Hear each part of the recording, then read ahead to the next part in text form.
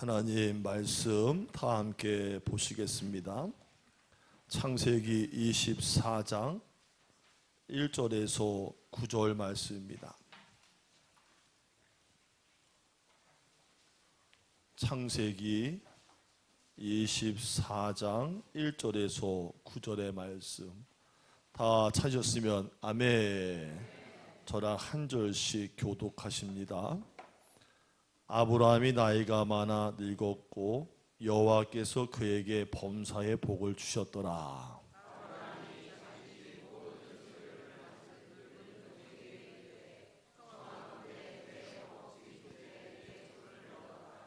내가 너에게 하늘의 하나님 땅의 하나님이신 여호와를 가리켜 맹세하게 하노니 너는 내가 거주하는 이 지방 가나안 족속의 딸 중에서 내 아들을 위하여 아내를 택하지 말고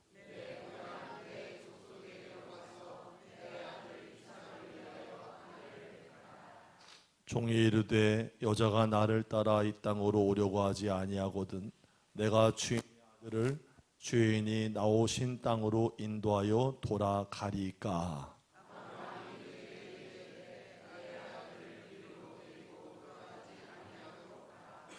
하늘의 하나님 여호와께서 나를 내 아버지의 집과 내 고향 땅에서 떠나게 하시고 내게 말씀하시며 내게 맹세하여 이르시기를 이 땅을 내 씨에게 주리라 하셨으니 그가 그 사자를 너보다 앞서 보내실지라 내가 거기서 내 아들을 위하여 아내를 택할지니라.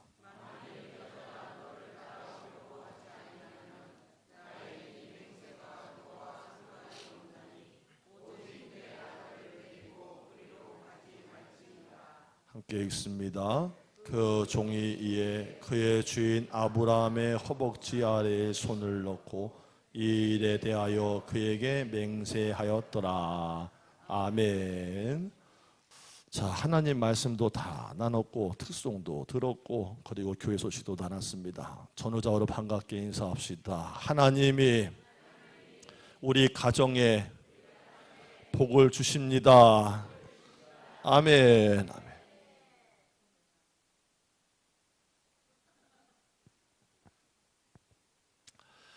건강한 부부 사이에는 서로 하는 말이 다르답니다. 남편이 말합니다. 여보, 나 이번에 승진했어. 그러자 아내가 대답을 해요. 어머, 정말 좋다. 너무 좋다. 내가 이렇게 기쁘고 좋은데 당신은 얼마나 기뻐요. 그동안 고생 많았어요, 여보. 쪽.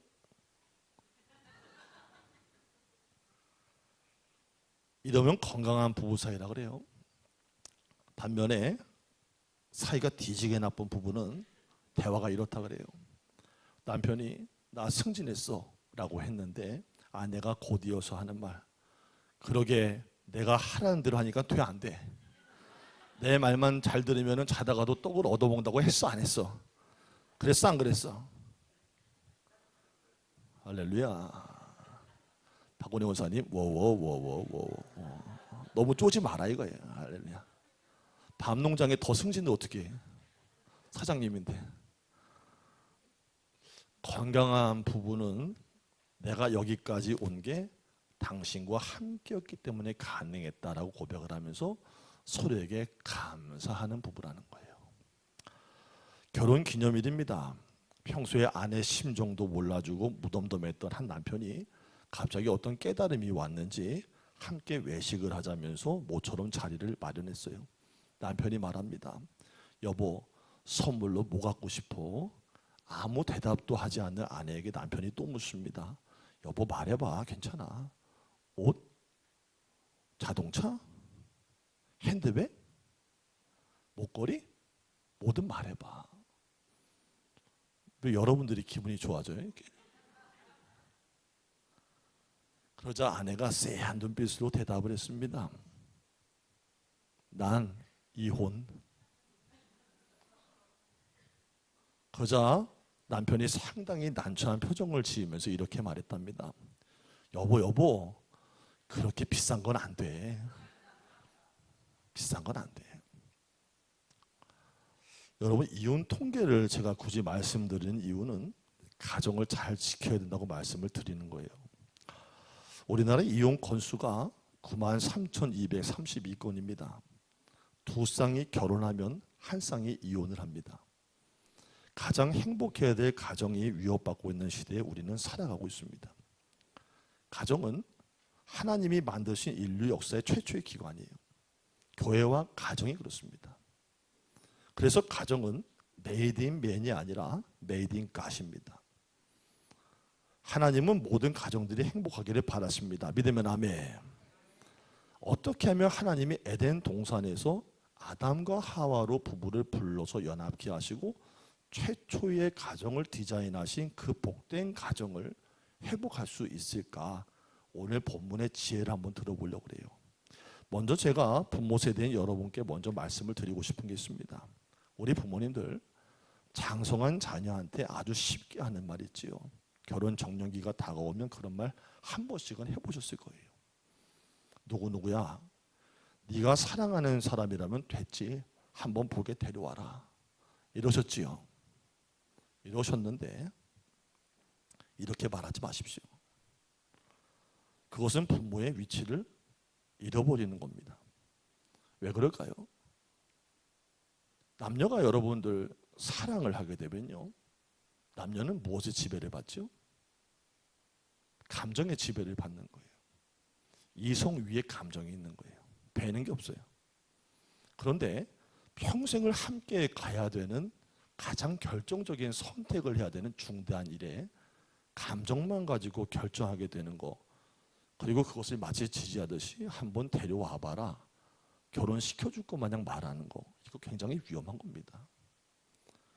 철저한 믿음의 근본을 지켰던 청교도들이나 신앙을 중시 여겼던 믿음의 선진들은 그런 방식을 처음부터 끝까지 반대했고 자녀의 연애와 결혼에 깊숙이 관여를 했었습니다. 여러분, 예를 들어서 딸아이가 있다고 가정해 보세요. 딸아이가 결혼할 때 결정적인 것 때문에 반대하고 개입을 하는 거예요. 바로 두 가지 때문이에요. 여러분, 이 땅에서 딸을 가장 사랑하고 아끼는 사람이 누구예요? 누구예요? 나도 아들만 둘이라 잘 모르겠어요. 누가 제일 아껴요? 아버지예요, 아버지. 그리고 아버지는 속셈이 없습니다. 이 땅의 모든 남자는 다, 남자놈들은 다 도둑놈입니다. 속셈이 있습니다. 내가 교회 갈게, 결혼만 해줘. 갈까요, 안 갈까요? 안 갑니다. 아버지는 아무 속셈이 없습니다. 가장 아끼는 건 아버지입니다. 그리고 아버지나 어머니는 인생에 깊은 경륜이 있습니다. 그렇기 때문에 자녀를 바라볼 때 감정적으로 그들을 대하는 게 아니라 내 아이에게, 저에게 맞는 짝인가 배필감인가 감성이 아닌 이성과 경륜을 따라 결정을 한다는 거예요. 그러니까 부모가 자녀의 연애와 결혼에 깊이 있게 관여를 해야 한다는 거예요. 부모님들이요, 이 철학을 가지고 사시면서 자녀들의 연애와 만남과 결혼에 대해서 기도하고 깊이 관여하고 여러분들이 컨트롤하시기를 주의 이름으로 축복합니다. 그리고 자녀들에게 권고를 드립니다. 만약에 여러분이 사랑하고 마음에 드는 사람이 있어 소개하고 싶어도 부모의 허락이 없으면은, 부모의 축복이 없으면 그 사람은 대상이 아닙니다. 부모가 축복해주는 결혼이 진짜 결혼입니다. 함께 합시다. 부모여, 권위를 회복하라. 아멘. 오늘 본문은 아브라함의 하나밖에 없던 아들 이삭을 결혼시키기 위하여서 아버지가 며느리를 찾는 이야기를 우리에게 들려주고 있어요. 아브라함의 나이가 많아서 늙었습니다. 아브라함의 사랑하는 아내 사라도 이미 세상을 떠났습니다. 100살 때에 낳았던 이삭이 나이가 이제 40이 됐습니다. 아브라함은 이제 자신도 언제인지 모르는 마지막을 생각하면서 이제는 내 마지막 아들의 결혼을 보고 싶은 마음에 굉장히 서두르게 됩니다. 그래서 가장 신뢰하는 종이었던 엘리에셀을 불러들여요. 아브라함은 이 땅 가나안 족속의 땅에서 며느리를 구하지 말고 아브라함의 고향에 가서 며느리감을 구해오라고 제언을 합니다. 사실 여러 가지 이 이야기 중에서도 흥미로운 것은 이게 아브라함 때만 내려오는 전통이 아니라 나중에 아들 이삭 때에서 야곱에게도 이 전통이 이어져 가게 됩니다. 그 말씀이 28장 1절에 나와 있어요. 가나안 사람들의 딸 중에서는 절대 구하지를 말아라. 그래서 주인님 말을 듣고 엘리에셀은 아브라함의 친척들이 살고 있는 곳인 하란 땅으로 가게 돼요. 28절 말씀 보니까 28장 7절 말씀 보니까 바단 아람의 근처라고 되어 있는데 그게 바로 하란이에요. 이게 참 먼 길이거든요. 엘리에셀은 하란으로 가서 그곳에서 아주 예쁜 처녀인 리브가를 만나고 리브가의 오빠였던 라반을 만나 자기의 이야기를 쭉 합니다. 그러니까 리브가의 오빠인 라반의 허락을 받고 리브가를 데려오지요. 이삭은 리브가 결혼해서 하나님이 복 주시는 아름다운 가정을 꾸렸다는 이야기예요. 제가 시간 관계상 이 굉장히 긴 이야기 스토리를 짧게 추격해서 말씀을 드리지만 24장은 비교적 길게 서술되어 있습니다. 이 본문은 행복한 가정을 이루는 만남을 이루는 몇 가지의 원칙들을 우리에게 제시하고 있다는 거예요. 첫 번째, 가정이 행복하려면 먼저는 부부가 가치관이 같아야 한다는 거예요. 여러분, 가치관이 뭘까요? 가치관은 살아가면서 내가 무엇을 더 중요한 위치에 놓을 것이냐, 그 문제를 다루고 있는 거예요. 오늘 그리스도인들의 가정들이 결혼하자마자 깨어져 나가고 어려운 지경에 이르는 것은요, 바로 이것이 전제 조건이 되지 않기 때문입니다. 부부가 서로 중요하게 여기는 우선순위가 다르면 가정의 앞날은 보나마나 돌짝밭을 걷는 것입니다. 누구도 보장할 수 없습니다. 괴롭습니다. 아브라함 보세요. 이삭의 아내를 구해오면서 그 일을 맡을 엘리에셀에게 뭐라고 말하냐. 2절에 나의 환도뼈 밑에 넣고서 맹세를 해라 그래요. 이 이야기의 의미가 뭐냐면 학자들의 의견에 따르면 환도뼈 밑에 든다는 것은 인간의 기초인 생명의 원천, 거기다가 손을 놓고 맹세를 해라. 다른 말로 얘기하면 너 목숨 걸고 맹세를 지켜라, 그런 뜻이에요. 여기서 환도뼈라는 것은 널쩍다리 뼈를 말하는데 환도뼈 밑에다가 손을 놓고서 맹세하는 것은 맹세한 것은 무슨 일도 지켜내야 한다는 뜻을 담고 있는 거예요. 그래서 아브라함은 엘리에셀 종을 불러서 자기의 환도뼈 밑에다가 손을 놓고서 반드시 지킬 것을 다짐을 받으면서 하는 말이 3절과 4절에 기록되어 있습니다. 함께 읽습니다. 시작.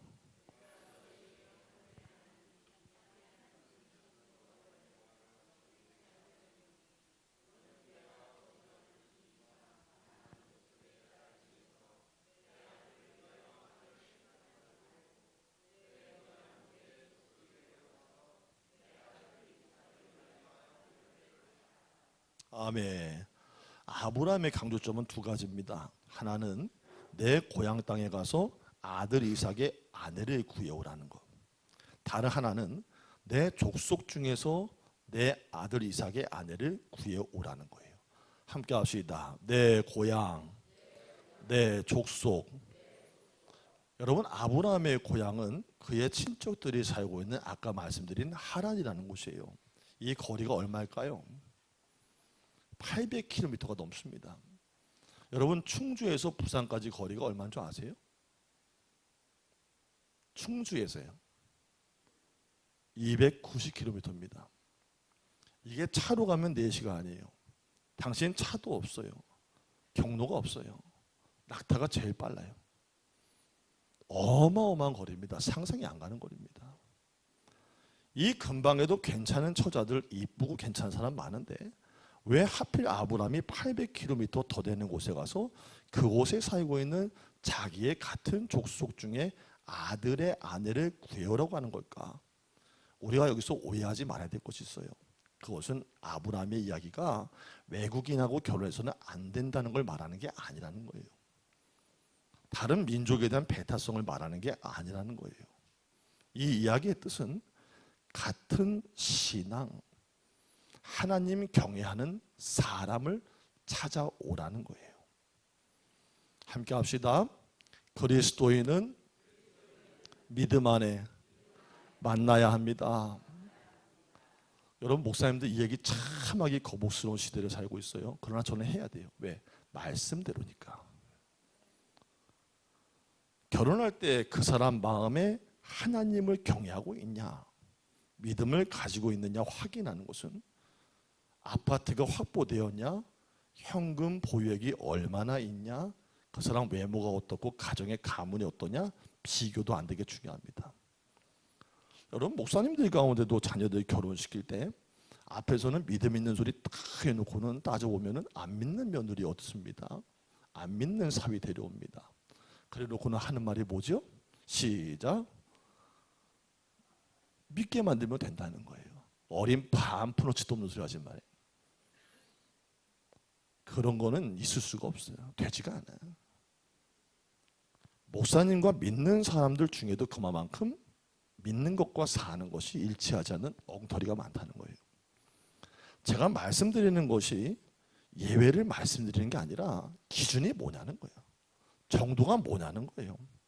믿음이, 하나님 말씀이 기준이 되어야 함을 믿습니다. 자신이 믿지 않는 사람과의 결혼하는 것을 합리화하기 위해서 믿음의 사람들을 힐난하거나 비난하면 안 됩니다. 그럼에도 불구하고 믿지 않는 분과 결혼할 수 있어요. 그러나 본인이 진짜 그리스도인이 아니면 아무런 문제가 되지 않겠지만 앞으로 가정을 꾸려서 하나님 중심으로 살려면은 분명히 알아야 될 것은 믿지 않는 사람 만나면 신앙의 멍에를 쥐고 죽을 고생을 다 해야 됩니다. 잘못하면 같이 지옥 갑니다. 왜요? 주일날 교회를 못 가기 때문이에요. 믿지 않는 아내 만났어요. 그 아내가 어디 가자 그래요? 어디 가자 그래요? 오빠, 이거 너무 약하다. 콧소리 잘 내야지. 비염이 있어가지고. 오빠, 오늘 캠핑 갈까? 화장 진하게 하고. 오빠, 오늘 우리 서핑 갈까? 서핑. 그럼 오빠 어떻게 해야 돼요? 아, 교회 가자. 엄마가 교회 가라 그랬잖아. 너 교회 간다고 했잖아, 결혼할 때. 교회 가자. 아, 참. 한 달에 한 번만 가면 되지. 뭐로 4번씩 가? 하나님이 뭐 4번씩 만나주시나? 오빠 캠핑 가자. 오빠 서핑 가자. 그럼 그 오빠 어디 갈까요? 무릎하기 까지기 기도해도 결국에는 쇼핑센터가 있어요. 캠핑가 있어요. 그래서 잘 만나야 된다는 거예요. 할렐루야.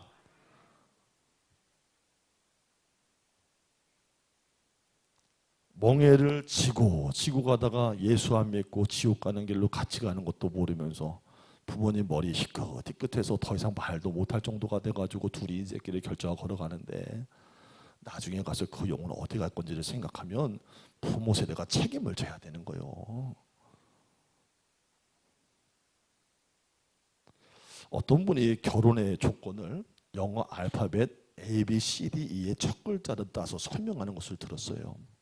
결혼을 잘하려면 A지, 나이가 서로 맞아야 된다, 비슷해야 된다. B, 뷰티, 예뻐야 한다. C, 캐릭터, 성격이 좋아야 된다. D, 디그리, 학사나 석사, 박사학위가 높아야 된다. E, 이코노미, 경제력이 있어야 된다. 자, 들어보면은 재밌는 설명이에요. 재밌죠? 그런데 우리 신앙인들이 행복한 가정을 이루려면 A, B, C, D, E보다 먼저인 것이 있습니다. 함께 합시다. F, faith. 믿음이 있어야 합니다. 믿음을 삶의 우선으로 삼아야 합니다. 세상이 제시하는 기준으로 배필을 찾거나 TV를 보면서 변질된 기준으로 찾으려고 하지 말고 하나님의 살아계심을 믿고 두려워 떨면서 믿음 생활할 수 있는, 같이 갈 수 있는 인격자를 만나게 되기를 주의 이름으로 축복합니다. 근데 실상은 그렇지 않습니다. 제가 목회하면서 믿음 좋다는 권사님들 참 많이 만나봤어요. 무슨 기도하세요? 배우자 기도합니다. 나중에 근데 결혼하는데 보니까 안 믿는 사위, 안 믿는 며느리 데려와요. 왜요? 했더니 잘 믿을 거예요. 잘 믿긴 개뿔 뭘 잘 믿습니까? 교회 안 나옵니다. 계속 봤습니다, 그런 거. 근데 이 권사님 보세요. 일평생 자기 입으로 고백하기 뭐라고 고백했어요? 믿음이 이기네. 믿음만이 이래놓고는 학력만이, 아파트만이, 열쇠만이 능력이라 하시네. 할렐루야. 왜 근데 믿음이라고 자꾸 얘기해놓고 뻥쳐? 왜 평소에 그렇게 믿음인 사람 됐다고 해놓고는, 물론 믿음만 있으면 안 돼요. 균형이 없는 거예요. 믿음도 있고 할렐루야, 이쁘고 잘생기고 할렐루야, 가문도 좋고 할렐루야, 능력도 있고 할렐루야, 돈도 잘 벌고 할렐루야, 건강하고 다 갖추면 좋지요. 그런데 믿음 생활하는 그리스도인의 가정의 첫 번째는 A도 B도 C도 D도 E도 아니라 F, 믿음이라는 거예요. 어떤 목사님이 신학생 때 같은 학교에 있는 여자 학생하고 결혼을 했어요. 결혼 상대자보다는 외모적으로 더 예쁜 여학생이 많았어요. 근데 그 목사님이 그 여학생을 선택했다는 거예요. 그 이유는 학과 MT를 갔는데 결혼 상대자의 발등을 우연히 보게 된 거예요. 무릎에 굳은 살이 박혀 있더래요. 나중에 알고 봤더니 기도 생활을 계속하던 여학생이었다는 거예요. 자신이 앞으로 목회할 사람인데, 저렇게 기도하는 사람이라면 참 믿음의 파트너가 될 수 있겠다. 그래서 결혼했답니다. 목사님의 마음 중심에 하나님이 계셨고, 또한 교회에 대한 확실한 마음이 있었기 때문에, 목회에 대한 확실한 마음이 있었기 때문에 보는 것도 달랐다는 걸 알게 된 거예요. 여러분, 사람은 누구나 자신이 목적한 바를 향해서 생각하고 움직여지는 존재이기 때문에 자신의 안에는 동기 그 이상일 수는 없습니다. 미국의 달라스 세미안 교회를 개척한 후에 20년 목회하시고 귀국해서 현재 강남 중앙 침례교회를 담임하시는 최병남 목사님도 신학생 시절에 채플에서 예배드리고 남아있는 마지막 한 여자를 자신의 아내와 사모로 삼겠다고 기도하고 있었습니다.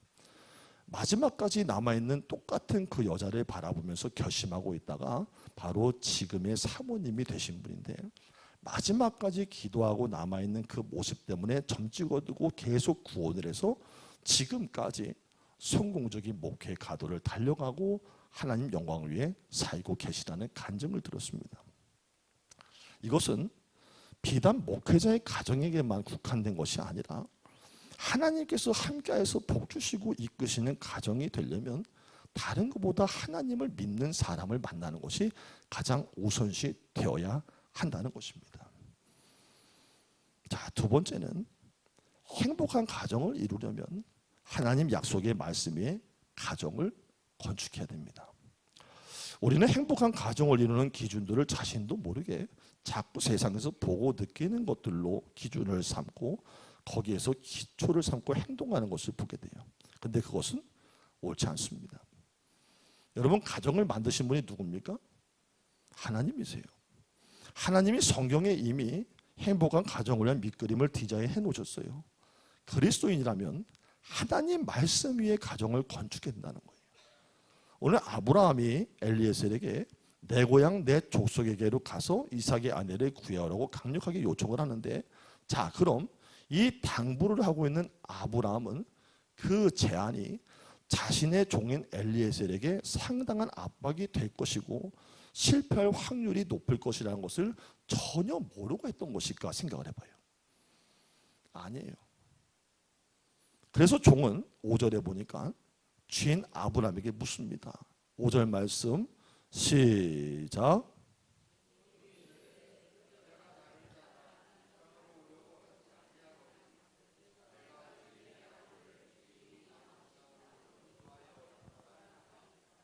아멘.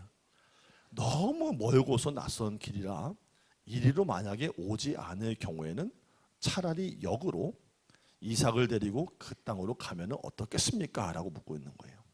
그때 뭐라고 말합니까? 절대 아니 된다. 내 아들을 그 땅으로 데려가지 말아라. 이렇게 말했다는 거예요. 그 아브라함의 이유가 뭔지가 잠옷 궁금해져요. 자, 7절 말씀입니다. 시작.